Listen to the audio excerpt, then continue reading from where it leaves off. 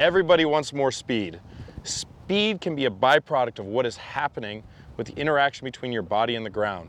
And we are going to work with you on how to create the most speed using the ground effectively.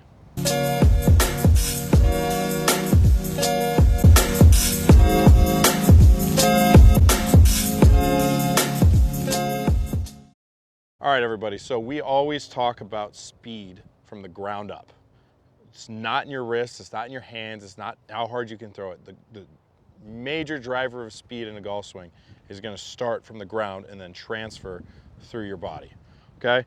So Tyler is going to talk to you about what is happening with the interaction between the ground, how that's going to match up with what you do with the shaft in the downswing, steeper players versus shallower players, and how they react to that and create the most speed possible for themselves. So let's first of all talk about when we get to the top of our backswing, what is going to be the first feel for creating those forces and torques into the ground in transition?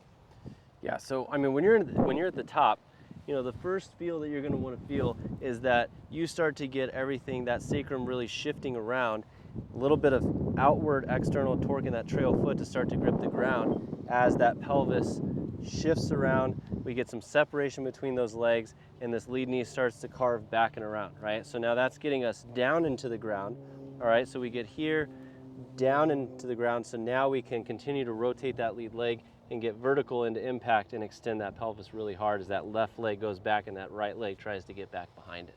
So you're feeling a upward force out of from the ground in your lead leg, right? And the trail leg would be pushing more towards your target, correct? Right. Yep, exactly. And I mean, I think it also has to do a lot with what's the shaft doing, right? Sure. In transition. Sure. So if you've got somebody that's not incredibly shallowed out, right, that has a later shallowing effect, okay, that might be a little bit steeper at P5, P5.5. From there, they're not going to get as opened up early, right? Because that would start to kick that club head out. Okay, so they're going to need to get everything down and then start to apply those vertical forces to get that handle to drop under, that club to drop under. Sure. Right, so then they can get that pelvis around and then start getting that chest to get around to match the pelvis just after impact, right? Versus if you had somebody shallowing early, now they've got to get that chest around even more, so they're going to feel that more backwards push than a vertical force, right? To get that last bit of rotation in that chest through the shot. Right, but it's very important to note that whether you are on the steeper spectrum, right, steeper end of the spectrum versus the shallower end, right, you can still create a massive amount of vertical forces. You just have to have different matchups, right, you know, than somebody who's doing the opposite yeah, of you. So you're still trying to create that.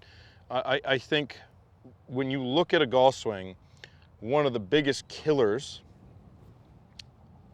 of creating forces up from the ground is the fact that people don't control their club face. yeah. You know, when you have to stop to square up a club face, right, I think that is probably the biggest no-no why you see that really high golf ball that goes nowhere. Yeah. So if you want to create that speed, you need to control it. What do you think is the biggest thing that you see when people can't control it, and what's the easiest way to control that club face?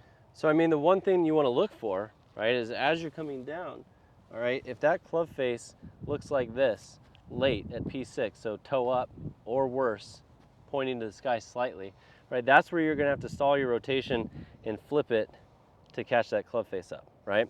So the one thing you really want to try to get to is at P6, right, club parallel to the ground in the downswing, I want to see that club face more toe down matching backline. Now some guys like that late turn down feel, okay, so that's not something you always have to do, right? Sure. So guys that want to rotate and keep that club face super passive, yeah, toe down matching backline on both sides is a great thing to look for. But if you're somebody that likes that turn down feel, you know, then you can by all means have that, but be shooting for a slight toe down look. When it's too toe up, that's a lot of turn down late. Sure. That has to happen, and some body stall is going to have to get that there. And most golfers that have the face that open are not going to have the late turn down. They are going to have that little scoop where you're adding a lot of loft to it. Right, where you're getting down into here and looking like this, right? Yes. And you're not getting down past impact and having a little bit more of a straight line with that left arm club at about what we call P7.5. So if P7's impact, just past that P7.5, kind of in line with that lead foot when the chest and the pelvis catch up to each other.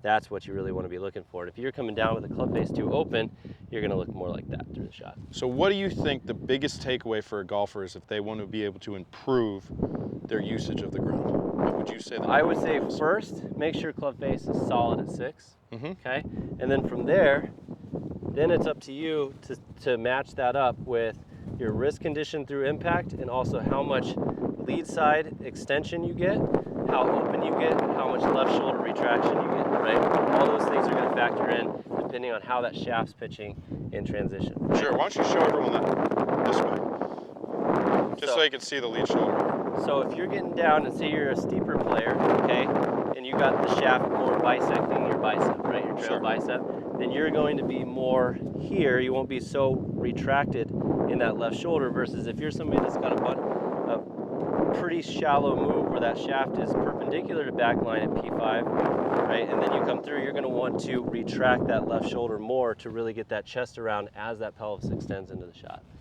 I hope that helped everybody use the ground for more speed. Check out the video, like it. Thank you.